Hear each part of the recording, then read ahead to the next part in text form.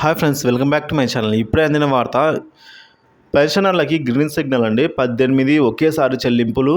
Video ఎక్కడ కానీ skip చేయడం ఎండ్ వరకు చూడండి. పూర్తి ఇన్ఫర్మేషన్ అర్థమవుతుంది. అలా వీడియో నచ్చినట్లయితే లైక్ చేయండి. ఇంకా సబ్స్క్రైబ్ చేసుకున్నట్లయితే మన ఛానల్ని సబ్స్క్రైబ్ చేసుకోవడం ద్వారా నేను చేసే ప్రతి ఒక్క వీడియో మీ వరకు రీచ్ అవుతుంది.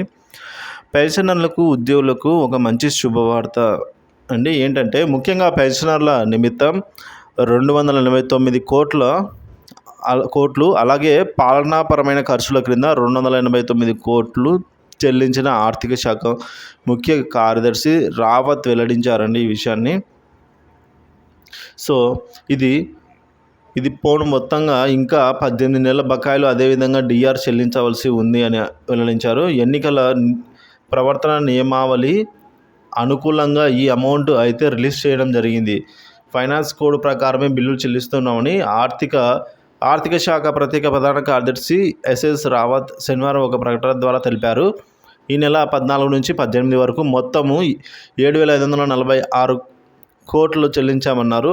ఇందులో డీబీటీ పథకాల నిమిత్తమే 5,868 కోట్ల రూపాయలు విడుదల చేసినట్టు తెలిపారు. మిగతా అంత బకాయిలు విడుదలకు సంబంధించి వినతి పత్రం అయితే ఇవ్వడం జరిగిందండి.